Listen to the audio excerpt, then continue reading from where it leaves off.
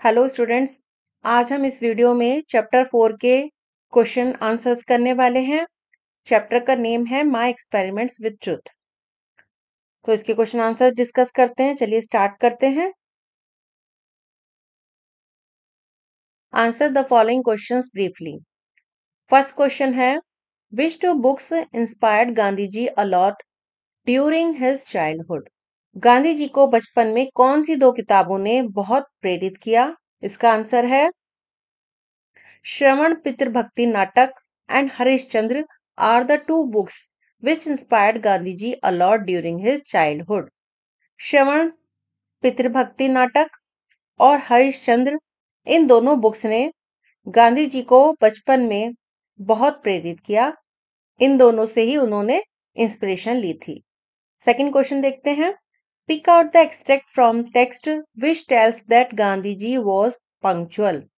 इसमें आपको टेक्स्ट में दिए गए उस एक्सट्रैक्ट के बारे में लिखना है जो बताता है कि गांधी जी पंक्चुअल थे, वो सब चीजें टाइम से किया करते थे।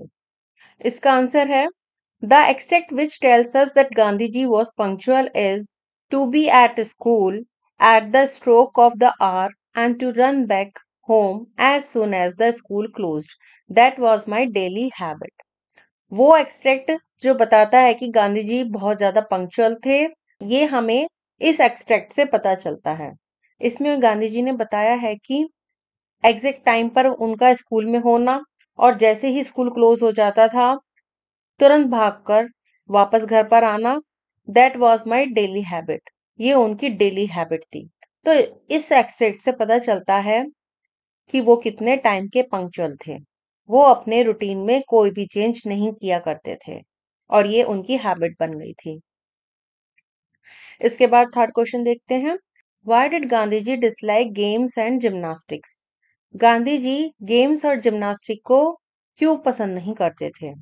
इसका आंसर है Gandhi ji disliked games and gymnastic because he had the false notion that gymnastic had nothing to do with education. Gandhi ji games और जिम्नास्टिक को इसलिए पसंद नहीं करते थे क्योंकि उन्होंने एक गलत धारणा बना ली थी कि जिम्नास्टिक का एजुकेशन से कोई लेना देना नहीं है। The another reason for his dislike for gymnastic was his keen desire to serve as nurse to his father.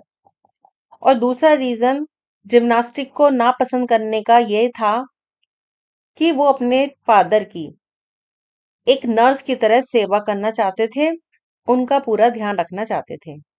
इसके बाद क्वेश्चन 4 है, what made Gandhi ji feel ashamed of himself during his visit to South Africa. दक्षिण Africa की अपनी यात्रा के दौरान गांधी जी को किस बात पर शर्मिंदगी महसूस हुई? तो इसका आंसर है Gandhi ji had a poor handwriting. When he visited South Africa, he saw beautiful handwriting of lawyers and young men that made Gandhiji feel ashamed of himself. Gandhi ji की हैंडराइटिंग बहुत पुअर थी, खराब थी। जब वो साउथ अफ्रीका की विजिट पर थे, यात्रा कर रहे थे, उन्होंने लॉयर्स और यंग मैन, उनकी हैंडराइटिंग देखी, वो बहुत ज्यादा ब्यूटीफुल थी। उसको देखकर गांधी जी को अपने ऊपर बहुत शर्मिंदगी हुई और उन्हें अच्छा भी नहीं लगा। फिफ्थ क्वेश्चन है, why did Gandhi ji steal gold from his brother's armlet. Gandhi ji ने अपने भाई के हाथ पे बंधे हुए आर्मलेट से गोल्ड क्यों चुराया था? आर्मलेट बाजूबंद को बोलते हैं। इसका आंसर है Gandhi ji stole gold from his brother's armlet because he was in debt of 25 rupees and by selling a bit of gold he could pay his debt. Gandhi ji ने अपने भाई के आमलेट में से गोल्ड इसलिए चुराया था क्योंकि उनके ऊपर 25 रुपीस का कर्जा था और इसमें से थोड़ा सा गोल्ड बेचकर वो अपने कर्ज को पूरी तरह चुका सकते थे, इसीलिए उन्होंने अपने ब्रदर के आमलेट में से गोल्ड चुरा लिया था। क्वेश्चन 6 है, why did he confess his guilt to his father, how did he make the confession. Gandhi ji ने अपने फादर के सामने अपनी गलती क्यों मान ली थी और उन्होंने ये जो कन्फेशन था वो कैसे किया? इसका आंसर है he confessed his guilt to his father because he could not bear it. उन्होंने अपने फादर के सामने अपनी गलती या अपराध को इसलिए मान लिया था क्योंकि वो इसे सहन नहीं कर पा रहे थे। He made the confession by writing a note in which he not only confessed his guilt but also asked for adequate punishment. और उन्होंने ये कन्फेशन एक नोट को लिखकर किया जिसमें उन्होंने न केवल अपने अपराध को स्वीकार किया बल्कि उसके लिए जो अप्रोप्रिएट पनिशमेंट है जो उसके अकॉर्डिंग उन्हें सजा मिल सकती हो उसके लिए भी कहा था। ही promised never to steal in future also और उन्होंने फ्यूचर में कभी भी कोई चोरी न करने का प्रॉमिस भी किया था। सेवेंथ क्वेश्चन है what according to Gandhi ji is the purest type of repentance. Gandhi ji के अनुसार पश्चाताप करने का सबसे शुद्ध तरीका क्या है? इसका आंसर है according to Gandhi ji a clean confession combined with a promise never to commit the sin again is the purest type of repentance. Gandhi ji के अनुसार एक क्लीन कन्फेशन जो प्रॉमिस से बंधा हो और वो प्रॉमिस क्या है? किसी भी पाप को दोबारा ना करना ही पश्चाताप करने का सबसे शुद्ध तरीका है, सबसे सही तरीका है। इसके बाद हॉट्स देखते हैं। ए पार्ट है explain he who is truthful will do no evil. तो इसमें आपको इस सेंटेंस को एक्सप्लेन करना है। वह जो ट्रूथफुल है, जो सच्चा है, वो कभी बुरा नहीं करेगा। तो इसका आंसर है it means that a person who is truthful and honest will never do bad things. इसका मतलब है एक पर्सन जो ट्रूथफुल है, जो हमेशा सच बोलता है और ऑनेस्ट है, वो कभी गलत चीजें नहीं करेगा। He knows the difference between good and bad. वह अच्छे और बुरे में फर्क जानता है। He has a great understanding that how an evil act और step can ruin one's life. एक ट्रूथफुल व्यक्ति ही इस बात को अच्छे से समझता है कि कोई भी गलत काम, कोई गलत स्टेप किसी भी पर्सन की लाइफ को खराब कर सकता है, उसको नष्ट कर सकता है। So he will never do evil. इसीलिए वो कभी भी गलत नहीं करेगा। बी पार्ट देखते हैं। Confessing one's mistake to one's parents needs great mental strength. Would you describe Gandhi ji as a brave boy? अपने माता पिता के सामने गलती स्वीकार करने के लिए बहुत अधिक मानसिक शक्ति की आवश्यकता होती है। क्या आप गांधी जी को एक बहादुर लड़के के रूप में वर्णित करेंगे? इसका आंसर है yes I would definitely describe Gandhi ji as a brave boy. हाँ, मैं गांधी जी को as a brave boy describe करूंगी या करूंगा। He knew his father would be angry, might even scold him or give him a harsh punishment. But still he gathered courage to confess what he had done. Gandhi ji को पता था कि वो अगर confession करते हैं तो उनके फादर जो हैं वो गुस्सा हो जाएंगे और उन्हें डांट भी पड़ सकती थी या उन्हें एक हार्श पनिशमेंट, एक सजा दी जा सकती थी।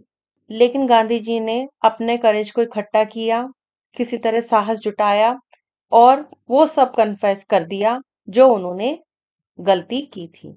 इसलिए हम गांधी जी को एक ब्रेव बॉय कह सकते हैं क्योंकि उन्होंने अपने फादर के सामने अपनी गलतियों को स्वीकार कर लिया था। इसके बाद लाइफ स्किल्स देखते हैं। Physical training is as important as mental training. Discuss with your partner the importance of physical training in life. Physical training उतनी ही इम्पोर्टेंट है जितनी की मेंटल ट्रेनिंग। इसमें आपको अपने पार्टनर के साथ में फिजिकल ट्रेनिंग की इम्पोर्टेंस को डिस्कस करना है। लाइफ में फिजिकल ट्रेनिंग का क्या महत्व है, ये आपको अपने पार्टनर के साथ में शेयर करना है। इसके आंसर में आप लिख सकते हैं physical training is as important as mental training in life. It is true because physically fit people are much more productive and successful in their life. They do not have to worry about their health. They lead a long and happy life forever. There is a saying also that a healthy mind resides in a healthy body. Physical training उतनी ही important है जितनी mental training होती है। ये बात सच है क्योंकि फिजिकली जो फिट लोग होते हैं वो ज्यादा प्रोडक्टिव होते हैं और अपनी लाइफ में सक्सेसफुल भी वो ही लोग होते हैं। उनको अपनी हेल्थ के बारे में कभी भी चिंता नहीं करनी पड़ती। वे एक लंबी और खुश लाइफ जीते हैं हमेशा के लिए। एक कहावत भी कही गई है कि एक हेल्दी माइंड जो होता है वो एक हेल्दी बॉडी में रिसाइड करता है, उसमें रहता है। यदि आपकी बॉडी हेल्दी होगी तो आपका माइंड भी हेल्दी रहेगा। इसके बाद वैल्यूज देखते हैं। ए पार्ट है every incident of Gandhi ji's life taught him something. Given below are some incidents from his life. Read these incidents and write the values that Gandhiji imbibed from them. Gandhi ji के जीवन की हर घटना ने उन्हें कुछ ना कुछ सिखाया। इस टेबल में नीचे कुछ इंसिडेंट्स दी गई हैं जो उनकी लाइफ से रिलेटेड हैं। इसमें आपको आंसर में बताना है कि उस इंसिडेंट से गांधी जी ने क्या सीखा। तो ये दो कॉलम बने हुए हैं। फर्स्ट में इंसिडेंट है और दूसरे कॉलम में है वैल्यूज इम्बाइब्ड। उन्होंने क्या वैल्यू सीखी। तो फर्स्ट इंसिडेंट थी he saw the picture of Shravan carrying his parents on pilgrimage. Gandhi ji ने श्रवण की पिक्चर देखी जिसमें वे अपने माता पिता को तीर्थ यात्रा पर ले जा रहे थे। तो उससे इन्होंने ये सीखा he imbibed the value of devotion for his parents. Gandhi ji ने अपने माता पिता के प्रति भक्ति का मूल्य सीखा। सेकेंड इंसिडेंट है he read the play Harishchandra. उन्होंने हरिश्चंद्र प्ले पढ़ा तो इससे उनको ये वैल्यू मिली he learn the value of truthfulness. उन्होंने सच्चाई का मूल्य सीखा। थर्ड है his headmaster convicted him of lying. जो थर्ड इंसिडेंट थी उनके जो हेडमास्टर थे उन्होंने गांधी जी को झूठ बोलने का दोषी पाया। तो उससे गांधी जी ने ये सीखा he learn that a man of truth must also be a man of care. एक मैन जो ट्रुथफुल है, जो सच बोलता है, उसके साथ साथ उसे अ मैन ऑफ केयर भी होना चाहिए। सच्चाई के साथ साथ उसको केयरफुल भी होना चाहिए। फोर्थ इंसिडेंट है he observe the good handwriting of people in South Africa. उन्होंने साउथ अफ्रीका में लोगों की अच्छी हैंडराइटिंग को ऑब्जर्व किया। तो इससे उन्होंने सीखा ही imbibed that good handwriting is a necessary part of perfect education. उन्होंने ये सीखा कि जो गुड हैंडराइटिंग होती है वो हमारे परफेक्ट एजुकेशन का ही बहुत जरूरी पार्ट है। अपनी एजुकेशन को परफेक्ट बनाने के लिए गुड हैंडराइटिंग का होना भी बहुत जरूरी है। फिफ्थ इंसिडेंट है he stole gold and confessed it to his father. उन्होंने गोल्ड चुराया और अपने फादर के सामने अपनी गलती को मान लिया। इससे उन्होंने सीखा he learn that a clean confession combined with the promise never to commit the sin again is the purest type of repentance. तो उन्होंने सीखा कि पश्चाताप करने का सबसे अच्छा तरीका ये है कि एक क्लीन कन्फेशन हो जिसमें प्रॉमिस भी किया जाए कि आगे फ्यूचर में उस पाप को दोबारा नहीं करना है। तो इस तरह से उन्होंने हर किसी इंसिडेंट से कुछ ना कुछ वैल्यू सीखी हैं। वो वैल्यूज हमने यहाँ पर डिस्कस कर ली हैं। बी पार्ट है we become the books we read. How far is reading good books instrumental in building good character discuss. हम जो बुक्स पढ़ते हैं वैसे ही हम बन जाते हैं। तो अच्छी किताबें पढ़ना अच्छे चरित्र निर्माण में कितनी सहायक होती हैं ये डिस्कस करना है। तो आप आंसर लिख सकते हैं reading good books are really instrumental in building good character because if we read a good book it affects our personality. अच्छी किताबें पढ़ना अच्छे चरित्र के निर्माण में सहायक होती हैं क्योंकि यदि हम अच्छी बुक्स पढ़ते हैं तो ये हमारी पर्सनैलिटी को बहुत ज्यादा प्रभावित करती है। A book can change our perspective about everything. एक बुक हर चीज के बारे में हमारा पर्सपेक्टिव जो होता है, हमारे देखने के तरीके को बदल सकती है। Whenever we read a good book, we inherit some values from it and try to be a good human being. जब भी कभी हम अच्छी बुक पढ़ते हैं, हम उससे कुछ ना कुछ वैल्यू लेते हैं और गुड ह्यूमन बीइंग बनने की कोशिश करते हैं।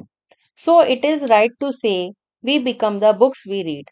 इसीलिए ये बिल्कुल सही होगा कहना कि हम वो ही बनते हैं जो हम बुक्स में पढ़ते हैं। इसके बाद राइटिंग स्किल्स हैं।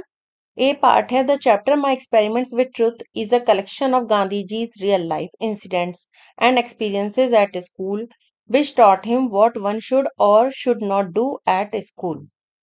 जो चैप्टर है माई एक्सपेरिमेंट्स विद ट्रुथ, ये स्कूल में जो गांधी जी की रियल लाइफ इंसिडेंट्स हुई थी या उनके एक्सपीरियंसेस थे, वो सब इस चैप्टर में दिए गए हैं। और इन इंसिडेंट ने उनको सिखाया है कि एक व्यक्ति को क्या करना चाहिए, क्या नहीं करना चाहिए स्कूल में। तो ये सब बातें इस चैप्टर में डिस्कस की गई हैं। List at least 5 things that you think a student should do while at school. Also right at least 5 things that a student should not do at school. इसमें आपको लिस्ट बनानी होगी जिसमें 5 चीजें ऐसी करनी है जो एक स्टूडेंट को स्कूल में करनी चाहिए, और 5 वो बातें लिखनी है जो एक स्टूडेंट को स्कूल में कभी नहीं करनी चाहिए। तो इसका आंसर है 5 things that a student should do in a school। First है a student should always be punctual. एक स्टूडेंट को हमेशा पंक्चुअल होना चाहिए।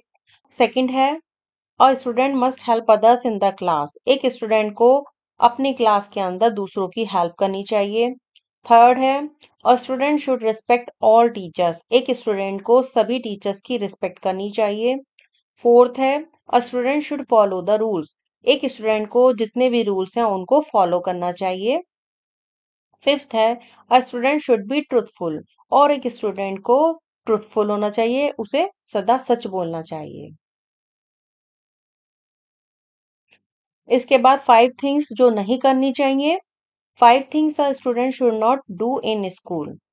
फर्स्ट है a student should not break the rules. एक स्टूडेंट को कभी भी रूल्स नहीं तोड़ने चाहिए जहां तक पॉसिबल हो।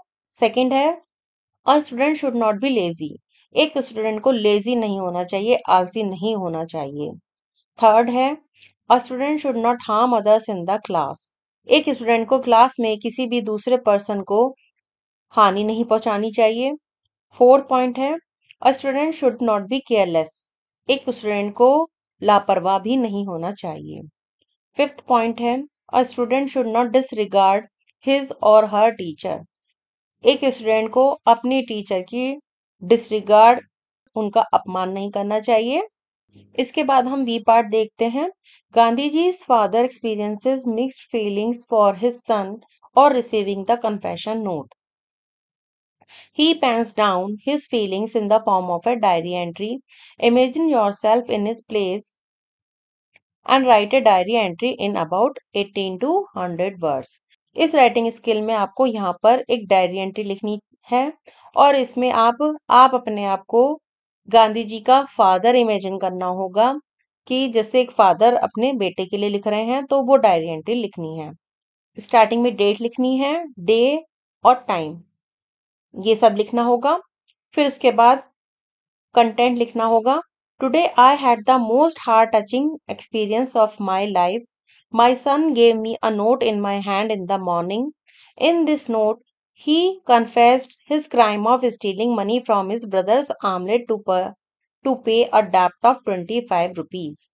He was not only ashamed of doing that, but also asked me to give him adequate punishment. I became very emotional while reading the note and my tears trickled down.